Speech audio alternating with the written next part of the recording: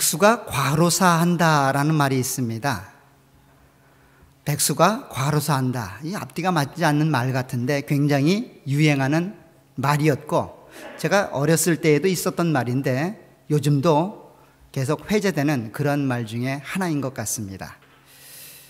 백수 하면 특별한 일이 없는 사람들을 지칭하지요.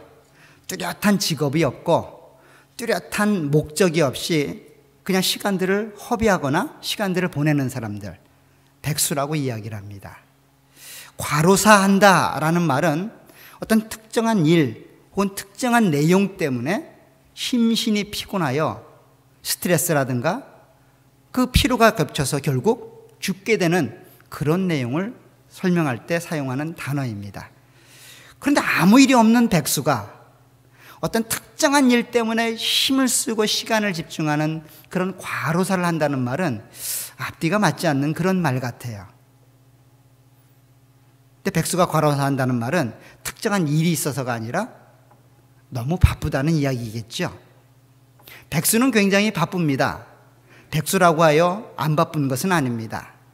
제가 한번 어릴 적이 아니죠. 결혼하고 나서 아파트 위에를 한번 올라간 적이 있었습니다. 그때가 90년대 말쯤이었으니까 그 당시 굉장히 유행하던 것이 아파트를 도는 그런 운동이 유행을 했습니다. 저녁쯤 되면 한 4시나 5시쯤 되면 굉장히 많은 사람들이 아파트를 이렇게 막 돌아다닙니다.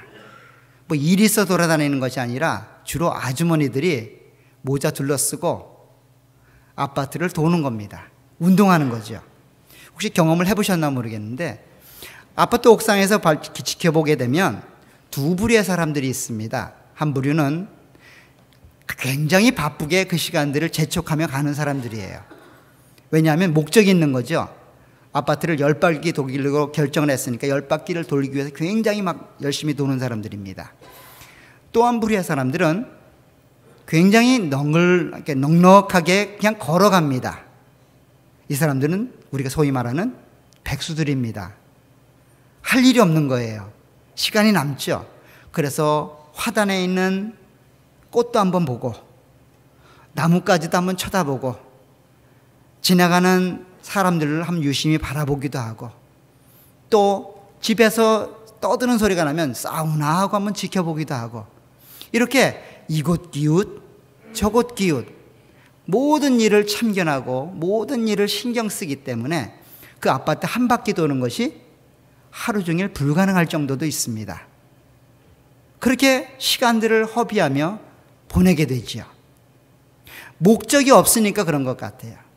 그러다 보니까 백수가 과로사한다는 말은 뚜렷한 목표의식이 없고 목적의식이 없으니 이곳저곳 이 일 저 일에 시간을 뺏기고 관심을 빼앗기기 때문에 그렇게 분주하게 그렇게 바쁘게 살다가 그렇게 죽어가는 모습이 아닐까라고 생각되어집니다. 우리 신앙도 마찬가지입니다. 신앙생활에 분명한 목표 지향점이 있고 중요한 목적지가 있는 사람과 그렇지 않은 사람은 삶의 태도가 확연히 다릅니다. 내가 가는 길이 분명하고 내가 가야 할 목적지가 분명한 사람은 그곳을 향하여 달려갑니다. 그런데 내가 가야 할 곳을 잘 모르든가 내가 가야 할 곳을 분명하게 세우지 않은 사람은 그냥 이곳 저곳 이 일 저 일에 마음을 빼앗기게 됩니다. 그러다 결국 거기서 죽게 되겠지요. 신앙도 마찬가지인 것 같아요. 근데 오늘 본문에 보니까 이와 같은 두 부류의 사람들이 다 등장을 합니다. 똑같이 예루살렘을 향하여 올라가는데 한 사람은 자기의 생각과 목표가 분명하고 그와 동행했던 제자들은 그 한 사람의 생각과 동떨어진 또 다른 내용을 목표하고 있었기 때문에 서로가 맞지 않는 그런 내용이 오늘 본문에 기록되고 있습니다. 바로 예루살렘을 향하여 올라가시는 예수님과 제자들에 관한 이야기입니다. 특별히 누가복음 9장 51절부터 56절에 있는 내용을 통하여 이 땅을 살아가는 우리들에게 하나님이 어디를 향하여 또 그 목표를 향하여 어떻게 살아야 되는지를 말씀하시는 내용을 함께 나누도록 하겠습니다. 오늘 본문은 누가복음에 있어서 굉장히 중요한 분수령입니다. 오늘 9장 51절부터 누가는 예수님의 행적을 장소를 옮기면서 기록을 합니다. 제가 옛날에 말씀드렸던 것처럼 누가복음은 그냥 예수님의 행적을 그냥 기록한 것이 아니라 장소에 따라서 기록한다라고 말을 했어요. 첫 번째 스테이지는 갈릴리를 중심으로 예수님이 행했던 사역들이 기록이 되고 있고, 두 번째 스테이지는 13장까지 유대 땅에서 일어난 일들을 기록하고 있고, 19장까지는 예루살렘 안에서 일어난 일들이 기록되고 있고, 19장 이후부터는 예루살렘 성전에서 일어난 일들을 기록하고 있습니다. 이것처럼 누가는 예수님의 공생애가 그냥 중구난방식의 삶이 아니고 한 곳을 향하여 목표하고 있다고 하는 것들을 보여주고 있죠. 그 목표가 어디입니까? 하나님이 계신 성전, 예루살렘 성전을 향하여 올라가고 있습니다. 그 성전을 가기 위하여 자신의 모든 시간들을 투자하고 자신들의 모든 여력을 사용하고 있는 것들이 드러나고 있습니다. 오늘 본문에도 예수님의 그와 같은 심정이 그대로 드러납니다. 오늘 51절에 보면 예수님이 예루살렘에 올라가는 그 마음과 그 결심이 얼마나 확고했는지를 이렇게 설명합니다. 51절에 보면 예수께서 승천하실 기약이 차감해 예루살렘을 향하여 올라가기로 굳게 결심하셨다라고 말합니다. 자, 예수님이 예루살렘으로 올라가기로 굳게 결심하셨다라고 말하는데, 사실 한글 개역 성경에는 잘 표현되고 있지 않지만 헬라어로 보면 굉장히 강조하여 설명하고 있어요. 무엇을 강조하냐면 그 예수님이라고 하는 그분에 대한 강조가 이렇게 표현되고 있습니다. 원문을 가깝게 해석하면 예수님께서 그의 승천하실 기약이 차감해 그가 예루살렘을 향하여 올라가셨다라고 말하고 기록하고 있는 거예요. 사실 이 대명사를 쓸 때에는 강조할 때 씁니다. 내가 간다, 내가 간다, 이런 표현이에요. 그러니까 강조해서 예수님이 자기의 승천할 날이 다가왔다고 하는 것들을 인식하고 그 승천을 이루기 위하여 예루살렘으로 올라가고 있는 겁니다. 더 나아가서 누가는 그렇게 말합니다. 이와 같은 예수님의 생각이 굳은 결심에서 나온 것이다 라고 이야기합니다. 굳게 결심하시고 어떤 일이 있어도, 어떤 난관이 있어도 이 일을 이루기에 자기의 모든 것들을 희생하고 투자하겠다라는 예수님의 마음을 그대로 전해주고 있죠. 그런데 예루살렘에 올라가서 예수님이 목표하는 것은 뭡니까? 승천하시는 거예요. 하늘에 올라가시는 거죠. 다시 말씀드리면 변화산에서 모세와 엘리야와 나누었던 그 내용, 바로 출애굽, 세상을 떠나는 것, 그것이 예수님의 공생의 목표고 목적이었습니다. 이 목표를 위하여 예수님은 달려가고 있습니다. 이 목표를 이루기 위하여 예수님은 모든 일들을 사용하고 있습니다. 이 목표 이외에는 다른 관심사가 있었을까요? 예수님에게는 없죠. 예수님의 오직 유일한 목적은 뭡니까? 승천하는 겁니다. 그때가 다가왔기 때문에 이제 자리를 옮겨가는 겁니다. 그냥 자리를 옮겨가는 것이 아니라 조금 더 가까운 장소, 조금 더 가까운 곳으로 한 걸음씩 한 걸음씩 자기의 목표를 향해 움직여가는 예수님의 자세를 설명하고 있습니다. 그런데 이와 같은 예수님의 생각과는 달리 예수님과 동행했던 12명의 제자들은 조금 다른 생각을 품고 있었던 것 같아요. 그것도 그런 것이 지금까지 누가가 기록해 놓은 그 많은 예수님과의 대화나 예수님의 기적의 현장에서 보였던 그들의 반응을 볼 때에는 역시 동일한 모습이었던 것 같습니다. 여전히 예수님의 말이나 예수님의 행위에 대해서 제자들은 이해가 부족했습니다. 예수님은 누누이 말합니다. 내가 예루살렘에 올라가서 사람들에게 넘겨져 고난을 당하고 죽게 될 것이다. 이 이야기를 제자들은 이해 못했습니다. 무슨 얘기지? 왜 저렇게 능력이 계신 분이 죽겠다라고 자꾸 이야기를 하지? 저렇게 능력이 계신 분이라면 군림하고 통치하고 지배하는 자리에 가야지 왜 자꾸 무기력하게 죽는다는 얘기를 할까? 이해가 안 되는 거죠. 변화산에서도 그랬고 오병이의 기적을 행할 때도 그랬습니다.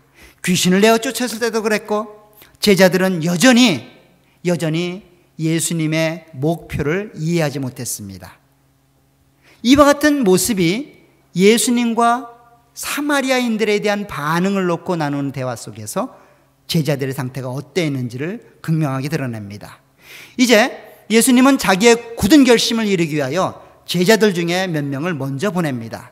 그 이유는 갈릴리와 예루살렘의 길이 걸어서 3일길 정도 되기 때문입니다. 미리 사람을 보내서 잘 곳과 먹을 곳을 준비시키는 겁니다. 그런데 우리가 잘 아는 것처럼 사마리아는 갈릴리 지역과 이 유대 땅 중간에 끼어 있습니다. 그래서 사마리아를 통과하지 않고는 더 많은 시간을 할애해서 돌아서 가야 됩니다. 근데 그 당시 유대인들에게 있어서 사마리아인들은 이방인 같았습니다. 자기의 동족이라고 한 명도 생각한 적이 없지요.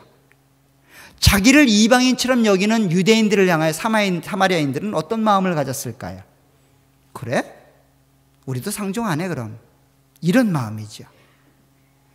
유대인들과 사마리아인들은 서로 하나가 될 수 없는 그런 모습으로 삶을 살아갔고 서로 관계하지 않았습니다. 관심을 두지 않았어요. 그런데 지금 예수님은 제자들을 사마리아 지역에 보내 자기들이 묵을 집을 그리고 먹고 살 문제를 준비시킵니다. 자, 52절에 보세요. 사자들을 앞서 보내심에 그들이 가서 예수를 위하여 준비하려고 사마리아의 한 마을로 들어갔다라고 말합니다.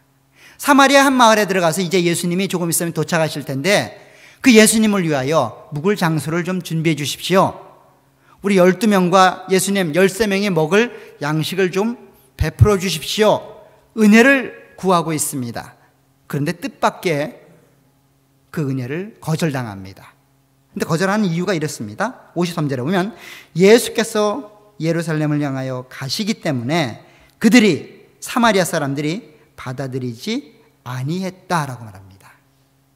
사마리아 사람들은 그 유대인들이 자기들을 대해준 것처럼 동일하게 갚아주는 겁니다.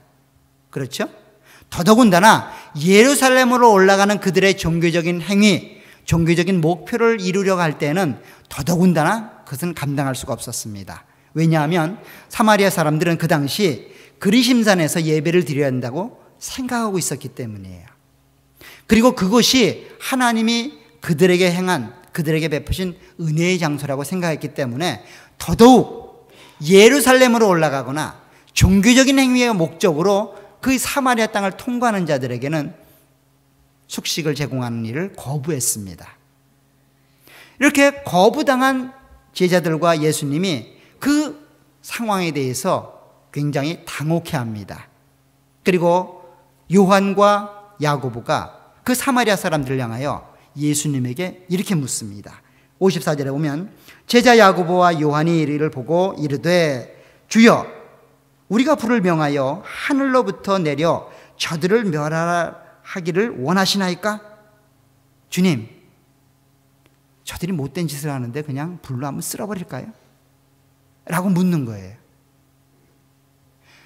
어쩌면 자기의 주인이고 스승인 예수님이 이런 홀대를 당하는 모습을 보고 마음이 안타까워서 스승에 대한 감정이 너무도 복받쳐 올라서 그 사마리아 사람들을 욕하고 저주하는 듯이 보입니다. 그런데 그들의 그 저주 섞인 말을 들은 예수님이 이런 반응을 하십니다. 56절에 보면 예수께서 돌아보시며 꾸짖으셨다라고 말합니다. 그렇잖아요. 스승이 홀대를 받고 박대를 당하는데 제자가 그 스승의 명예와 권위를 세우기 위하여 저 나쁜 놈들이라고 욕하는 것들이 있을 때에는 굉장히 마음이 흡족하고 그렇다라고 받아주어야 되는데 지금 제자들을 향하여 꾸짖고 있다는 거예요. 그 말은 제자들이 불을 내려 저 사마리아 사람들을 태워 죽이십시다라고 하는 제안을 한 것이 우리가 일반적으로 생각하는 것과는 조금 다른 내용의 것일 수 있다는 겁니다. 다시 말씀드리면 이전부터 해왔던 그 많은 생각이나 내용들이 그대로 유지되고 내려오는 거예요. 지금 제자들은 예수님이 예루살렘에 올라가는 목적이 위대한 나라를 이루려는 목적인 줄 알았습니다. 오병이의 기적을 행하고 변화산의 능력을 체험하고 귀신을 내어쫓는 위대한 일들을 경험했던 제자들의 마음속에는 그래 바로 이분이야. 이분에게만 붙어 있으면, 이분과 동행하면 나는 승리하는 인생 살 수 있어. 이분에게만 붙어 있다면 나에게 주어진 인생 탄탄대로야. 이분에게 가게 되면 적어도 한 자리 할 수 있어. 이런 생각이 마음속에 싹트고 있었던 겁니다. 그래서 제자들이 마음속에서 그 싹트고 있는 그 명예욕이, 권세욕이 서로가 다툼을 일어나게 만든 거예요. 누가 더 크냐? 누가 더 높은 자리에 앉을 거냐? 누가 더 예수님의 사랑과 총애를 받을 거냐? 그 일이 이룰 곳이 어디입니까? 예루살렘이라고 생각하는 거예요. 그런데 그 위대한 자리, 그 영광스러운 자리를 향하여 가고 있는 우리를 지금 박대하고 있는 거예요. 홀대하고 있는 겁니다. 굉장히 기분 나쁘죠? 너 지금 내가 누군지 알아?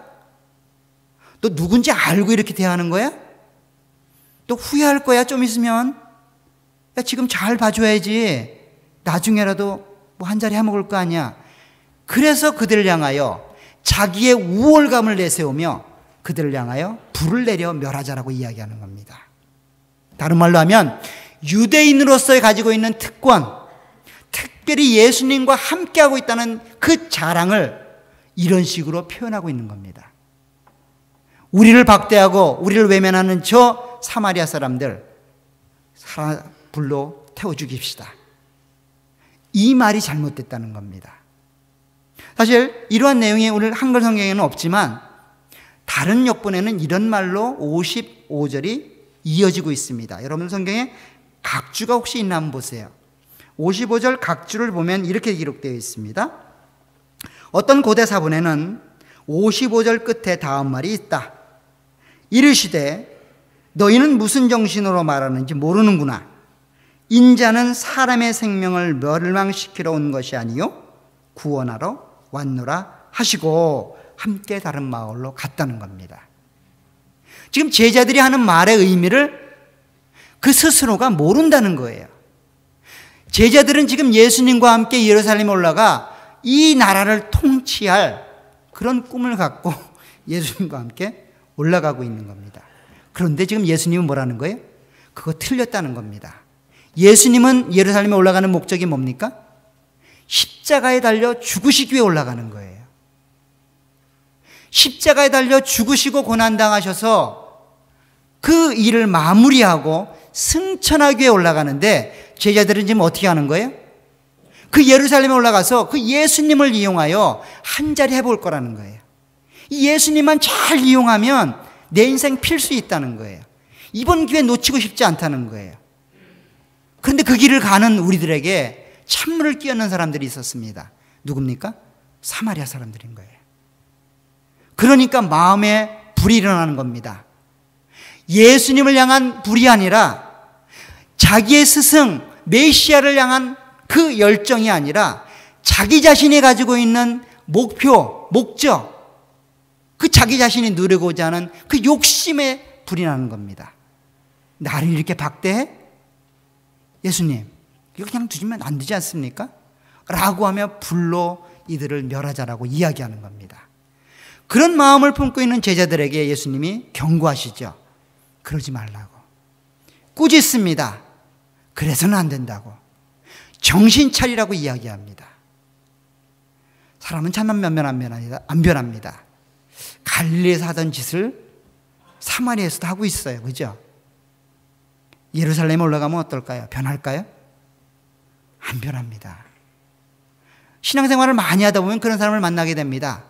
한 곳에서 실패하고 일이 잘 안 되면 누구나 다 동일하게 생각을 갖습니다. 어디 저기 아무도 모르는데 혼자 갔으면 좋겠다. 거기서 새로 시작했으면 좋겠다. 이런 마음을 가져요. 왜 그렇습니까? 여기서는 도저히 안 될 것 같거든요. 여기서는 나에 대해서 너무도 잘 알거든요. 여기서는 더 이상 내가 갖고 있는 그 능력을 발휘하기는 힘들다라고 생각하기 때문입니다. 그래서 자리를 옮겨가고 그래서 환경을 바꿔봅니다. 환경을 바꾸고 자리를 바꾸면 잘 되던가요? 똑같죠. 물론 상황이 다를 수 있습니다. 그러나 여전히 힘들고 어렵다는 것들을 보게 됩니다. 지금 제자들은 그런 상황을 그대로 보여주고 있습니다. 갈릴리에서 했던 행동과 자리를 옮겨 사마리아 지역에서 했던 행동이 차이가 없는 겁니다. 그건 얼마나 많은 일들이 있었습니까? 엄청난 일들이 있었고 경험이 있었고 예수님의 가르침이 있었음에도 불구하고 그 가르침이, 그 경험이, 그 체험이 결코 그들의 마음을 변화시키지 못하고 있다고 하는 것들을 오늘 성경이 우리 가운데 제시하고 있습니다. 그래서 예수님은 두 번째 스테이지로 이 제자들을 훈련하는 방식, 그들을 가르치는 방식이 바뀌게 됩니다. 첫 번째, 갈릴리 사역에서 예수님의 행적이 주도적으로 이루고 있는 내용들은 무엇인가 하면 기적과 이적이에요. 그런데 두 번째 스테이지는 예루살렘에서 있었던 예수님의 행적은 기적과 이적이 아니라 말씀을 통한 가르침입니다. 한번 여러분들 성경을 9장부터 한번 쭉 넘겨보세요. 9장부터 넘겨보면 왜냐하면 10장, 11장, 12장, 19장까지 쭉 한번 넘겨보세요. 특징적인 것을 하나 발견하게 될 겁니다. 이걸 보시면 안 되고요. 여러분 성경을 보셔야 돼요. 요즘은 하도 발달을 해가지고 성경이 두 가지 색깔로 기록이 되어 있어요. 10장부터 한번 보세요. 벌겋죠? 10장부터는 대부분 다 빨간 내용입니다. 왜 그렇습니까? 예수님이 하신 말씀을 기록하기 때문이에요. 1장부터 9장을 한번 넘겨보세요. 거기는 검은 말이 더 많죠? 검은 말이 더 많다고요. 이제 예루살렘 지역으로 옮겨가시는 예수님의 사역의 패턴이 기적과 이적에서 말씀을 가리키는 부분으로 옮겨가고 있다고요. 기적과 이적은 사람들에게 관심을 끌기에 굉장히 유용하고 좋습니다. 관심을 뺏을 만합니다. 그런데 그것으로 안 된다는 거예요. 무엇이 되어야 된다는 겁니까? 하나님의 말씀이 그 기적과 이적을 해석해주고 하나님의 말씀이 그 본질적인 목표와 목적들을 밝혀내야만 그 기적과 이적이 능력을 발휘할 수 있다는 겁니다. 하나님의 말씀이 기준이 되지 않고 하나님의 말씀이 목적이 되지 않으면 우리의 삶이 흔들릴 수밖에 없다는 겁니다. 오늘 본문에도 잘 등장납니다. 이 요한과 야고보가 왜 불을 생각했을까요? 어디서 그런 힌트를 얻었을까요? 원래 유대인들에게는 그런 하늘에서 불을 내리는 생각들이 있었을까요? 아니죠. 얼마 전에 경험했던 엘리야와 모세를 통한 생각이 번뜩 떠오른 겁니다. 우리가 잘 아는 것처럼 모세가 자기의 권위에, 즉 하나님이 세우신 지도자의 권위에 도전했던 고라당, 다단과 아비람이 어떤 일을 당했는지를 어렴풋이 알고 있는 거예요. 하나님이 세우신 권위에 도전했던 그 고라당의 최후는 땅이 갈라지고 하늘에서 불이 내려 그들을 심판하는 모습으로 드러나고 있습니다. 또 더 나아가서 엘리야는 어떤 경험을 했습니까? 아하시아라는 아합의 후손의 왕이 되었는데 그 아하시아가 병이 들어서 죽게 되었을 때에 하나님에게 묻는 것이 아니라 이방 신이었던 바알세붑에게 묻게 됩니다. 그 말은 곧 뭡니까? 하나님보다 바알세붑이 더 낫다는 거예요. 바알세붑이 더 권위가 있다는 겁니다. 그렇게 물으러 가는 그 사신들에게 엘리야가 나타나 말합니다. 뭐라고 말합니까? 이스라엘에 하나님이 없어서 그 이방 신에게 물으러 가느냐는 거예요. 책망과 함께 이런 예언을 합니다. 내가 하나님을 무시하고 하나님을 경멸했으니 내가 그 침상에서 내려오지 못하고 죽음을 맞이하게 될 거라는 거예요. 이 이야기를 전해 듣던 아하시아는 다급해집니다. 정말 이것이 하나님의 뜻인지를 알고 싶어 합니다. 그래서 50부장과 군사들을 보내죠. 몇 번을요? 3번을 보냅니다. 2번에 걸쳐 50부장과 50명의 군사들이 불에 타 죽습니다. 그리고 마지막에 성령 하나님의 인도하심을 따라 그 엘리야가 아하시아에게 가서 하나님의 뜻을 전하죠. 어떻게 전합니까? 당신도 하나님을 능멸하고 하나님의 권위에 도전했으니 하나님이 당신을 죽일 거라는 겁니다. 이 내용을 모세와 엘리야가 예수님과 만나는 산상에서의 경험들을 통하여 깨닫게 되는 거예요. 누가요? 요한과 야고보가. 근데 제대로 알지는 못했던 것 같아요. 어렴풋이 알았던 것 같아요. 어렴풋이 알았으니 그냥 진멸하자는 겁니다. 예수님의 목적은 하나님의 권위에 도전하는 것이 아니라 생명을 전달하고 죽어가는 영혼들을 살리기 위해 예루살렘에 올라가고 있는데 제자들은 불이 내려 그냥 죽여버리는 그런 내용들만 단편적으로 알고 있었던 것이죠. 하나님 말씀을 제대로 모르면 그런 일들을 버리게 됩니다. 그런 일들을 버리게 돼요. 그러니 예수님의 책망을 통하여 제자들이 자기들의 잘못된 부분들을 점검받고 자기들의 생각들을 바꾸도록 하나님이 그렇게 역사해 가시는 거죠. 여전히 제자들은 예루살렘에 올라가는 목적이 달랐습니다. 다르니 다른 일에 관심을 쏟을 수밖에 없죠. 어쩌면 이번 주간을 우리는 동일한 모습으로 예루살렘을 향해 올라가시는 예수님에 대해서 묵상을 하실 겁니다. 그 예루살렘에 올라가서 십자가에 달려 돌아가시는 그분에 대해서 묵상을 하실 겁니다. 그런데 우리에게 이런 질문을 한번 해보셨으면 좋겠어요. 여러분들은 어디를 향해 가고 계십니까? 무엇을 인생의 목적으로 삼고 계십니까?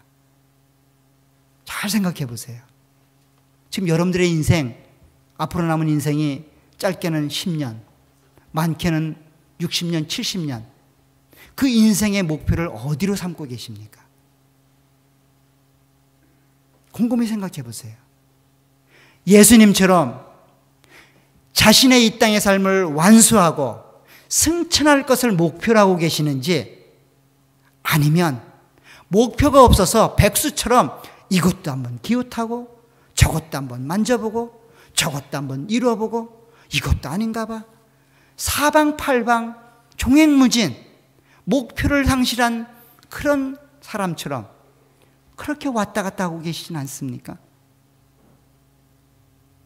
그러다가는 과로사합니다. 그렇게 살다가는 인생 망합니다. 정신을 차리셔야 됩니다. 내가 지금 어디로 가고 있고 얼마만큼 왔는지를 기억하셔야 됩니다. 처음 가는 길이기 때문에 그래요. 한번 갔다 왔던 길이라면 무엇이 걱정이겠어요? 한번 갔다 왔던 길이라면 눈 감고도 갈 수 있지요. 근데 처음 가는 길은 어떻습니까? 운전해 보신 분들 다 알잖아요. 무엇에 항상 마음을 곤두세웁니까? 요새는 내비게이션이 있어서 내비게이션을 보고 가지만 내비게이션이 없다면 늘 이정표를 보게 됩니다. 내가 가는 길이 맞는 길인가? 정확히 가고 있는가? 라고 생각하게 될 겁니다. 그런데 우리 가운데 주어진 이 구원이라고 하는 것, 하나님의 나라를 가고 있는 우리들의 모습을 보면 우리의 모습은 마치 한번 갔다 온 사람 같아요.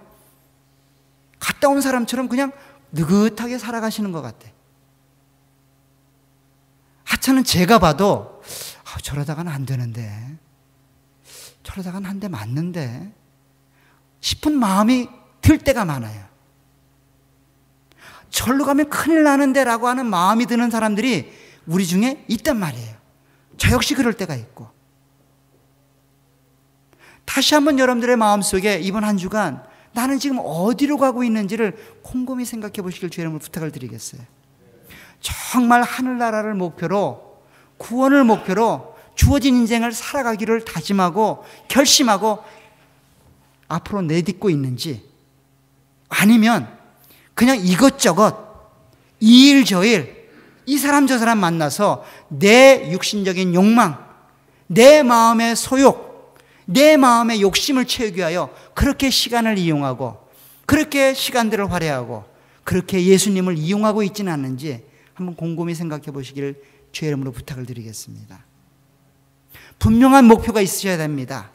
그 목적지를 향하여 달려가실 때 여러분들은 그 목적지를 이루시게 될 겁니다. 그런데 생각해 보십시오. 예수님의 목표가 승천이지만 그 승천을 이루기 위해서는 십자가를 먼저 경험해야 됩니다. 십자가 없는 승천은 있을 수 없습니다. 죽음이 없는 승천은 있을 수 없습니다. 부활이 없는 승천은 있을 수 없습니다. 여러분들 가운데 주어진 그 믿음의 길들을 끝까지 감당하시려면 때로는 난관이 올 겁니다. 때로는 장애가 여러분들 앞에 놓여질 겁니다. 때로는 여러분들이 감당할 수 없을 것 같은 그 큰 짐들이 여러분들에게 다가오실 겁니다. 그러나 여러분들의 마음이 확고하고 여러분들의 생각이 분명하다면, 가야 할 목적지가 분명하게 세워진다면 하나님이 도우실 겁니다. 하나님이 함께 하실 겁니다. 제자들이 예수님과 동행하여 그 예루살렘을 향하여 가는 것처럼 그렇게 우리를 교육하시고 말씀하시고 우리를 변화시키셔서 하나님이 계신 그곳에 우리로 가게 하실 겁니다. 그와 같은 하나님의 열심과 사랑, 하나님의 일하심을 기억하셔서 이번 한 주간 여러분들이 가야 할 목적지가 어딘지, 어디를 향하여 나의 인생을 살아야 되는지를 그렇게 깊이 묵상하시고 결심하시는 그런 한 주간이 되시기를 간절히 축원합니다. 기도하도록 하겠습니다. 하나님 아버지, 주의 은혜 원총을 감사합니다. 오늘 요한과 야고보는 사마리아 사람들을 향하여 불을 내려 그들을 진멸하자라고 그렇게 예수님에게 요구합니다. 자신들의 요구와 자신들의 목적을 이루기 위하여 혈안이 되어 있는 제자들의 모습을 보게 됩니다. 이 제자들의 모습이 곧 우리의 모습이 아니었나 다시 한번 생각해 보게 됩니다. 하나님을 의지하고 하나님을 신뢰하며 하나님의 영광을 위해 살기로 다짐하고 그렇게 달려왔는데 우리의 생각이, 우리의 목표가 흔들리고 있음을 고백합니다. 불쌍히 여겨주시고 다시 한번 우리의 목표를 새롭게 잡아주시고 그 목표를 향하여 달려갈 수 있도록 우리와 동행해 주옵소서. 우리에게 말씀하여 주시고 우리를 책찍질하여 주셔서 끝까지 그 일들을 감당해내는 하나님의 사람들이 될 수 있도록 인도해 주옵소서. 특별히 이번 고난주간을 그와 같은 하나님의 일하심으로 묵상하며 드려지는 한 주간이 될 수 있도록 인도해 주옵소서. 예수님의 이름으로 기도합니다.